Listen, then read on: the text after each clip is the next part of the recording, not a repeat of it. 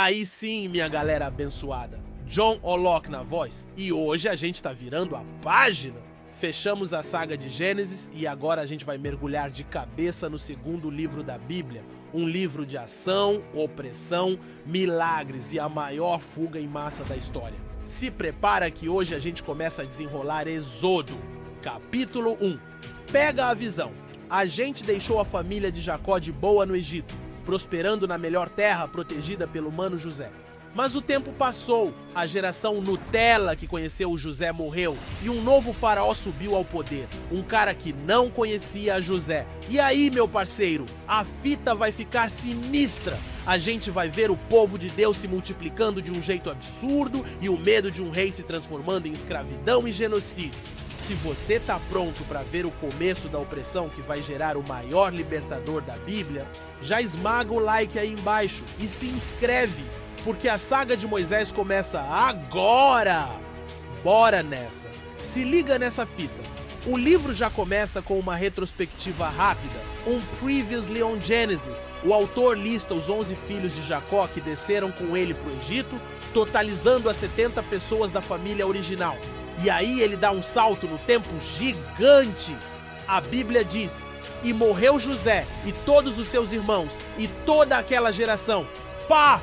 Fim de uma era. Aquele tempo de paz e prosperidade, de ter um irmão como governador, já era.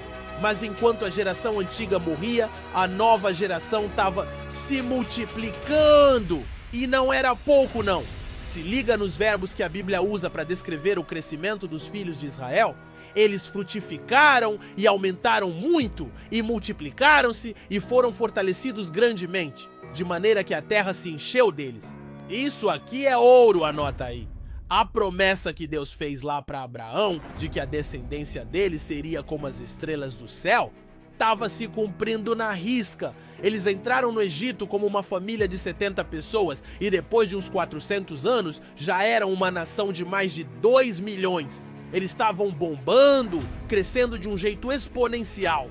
Quebrada celestial, meu parceiro. Mas todo esse sucesso começou a incomodar. E muito! Aí a Bíblia diz que se levantou um novo rei sobre o Egito, que não conhecera a José. Esse faraó não tinha nenhuma dívida de gratidão com a família do hebreu que salvou o Egito da fome. Ele olhou para aquele monte de estrangeiros se multiplicando na terra dele e a paranoia bateu forte. Ele juntou a sua galera e mandou o papo reto do medo.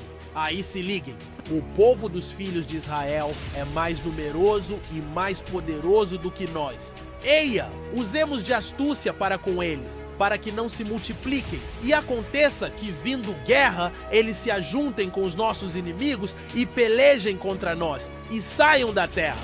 O medo do faraó era que os hebreus fizessem uma rebelião ou se aliassem com algum inimigo do Egito. E qual foi o plano genial dele para resolver isso? Opressão!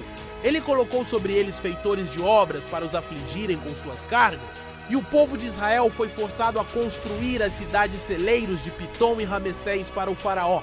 A vida boa em Gósen acabou, agora era trabalho forçado debaixo de sol quente, construindo pirâmide, tijolo, era escravidão na sua forma mais brutal. A ideia do faraó era simples: vamos cansar tanto esses caras, vamos exaurir tanto eles, que eles não vão ter nem força nem tempo para ter mais filhos. Mas o plano do faraó deu ruim, e deu ruim de um jeito espetacular. Se liga no que a Bíblia diz. Mas quanto mais os afligiam, tanto mais se multiplicavam, e tanto mais cresciam. Êxodo 1:12. Pá, que contrassenso divino! O diabo, representado aqui pelo faraó, achou que a pressão ia destruir o povo de Deus. Mas a pressão só fez eles crescerem mais ainda. É como tentar apagar fogo com gasolina. Quanto mais o inimigo aperta, mais o povo de Deus se multiplica. Se essa visão já te fortaleceu para aguentar as pressões da sua vida, já comenta aí. Quanto mais aperta, mais eu cresço! Os egípcios, vendo que o plano não estava funcionando, ficaram com mais raiva ainda e começaram a tratar os hebreus com mais crueldade, amargurando a vida deles com servidão pesada no barro, nos tijolos e em todo tipo de trabalho no campo. Vendo que a escravidão não resolveu o problema, o faraó partiu para o plano B, um plano muito mais sinistro, o genocídio. Ele chamou as duas parteiras dos hebreus, umas minas de responsa chamadas Sifrá e Puá, e deu a ordem mais cruel de todas. Quando vocês estiverem ajudando as mulheres hebreias a terem filhos, fiquem de olho. Se for menino, matem-no. Mas se for menina, que viva! Ele queria acabar com a futura geração de guerreiros, cortando o mal pela raiz. Imagina a pressão sobre essas duas mulheres. A ordem veio do homem mais poderoso do mundo. Desobedecer significava a morte. Mas a Bíblia diz uma coisa sinistra sobre elas. As parteiras, porém, temeram a Deus e não fizeram como lhes ordenara o rei do Egito. Antes conservaram os meninos com vida. Aí o joelho dobra e a gente ora. O temor a Deus no coração delas foi maior que o temor ao faraó. Elas escolheram obedecer a Deus e não aos homens, mesmo arriscando o próprio pescoço. Quebrada sinistra de coragem e fé. O rei, vendo que o número de bebês meninos continuava crescendo, chamou as duas na chincha. Que fita é essa? Por que vocês estão deixando os meninos viverem? E as parteiras, na maior malandragem santa, deram a melhor desculpa da história. Ah, faraó, é que as mulheres hebreias não são como as egípcias, não.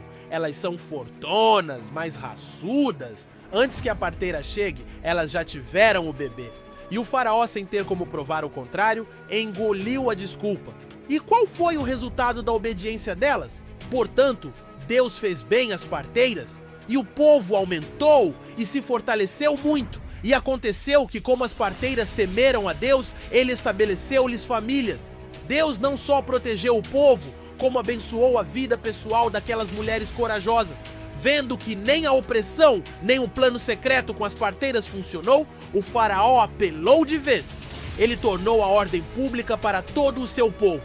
A todos os filhos que nascerem, lançareis no rio Nilo, mas a todas as filhas guardareis com vida. O capítulo termina com essa sentença de morte pairando sobre cada bebê menino hebreu. A situação, que já era ruim, tinha chegado ao seu ponto mais sombrio. Mas é exatamente nesse cenário de morte, nesse rio de desespero, que Deus vai levantar o libertador do seu povo. Mas essa fita é pro próximo capítulo. E aí, minha galera, que começo de saga, hein? Uma aula sobre como a perseguição e a pressão, muitas vezes, são o adubo que Deus usa para fazer o seu povo crescer. E a história das parteiras é uma inspiração pra gente, mostrando que a coragem de duas pessoas que temem a Deus pode salvar uma nação inteira. Agora, quero ouvir o seu papo reto. O que a história do crescimento dos hebreus debaixo de opressão te ensina sobre as dificuldades que você enfrenta?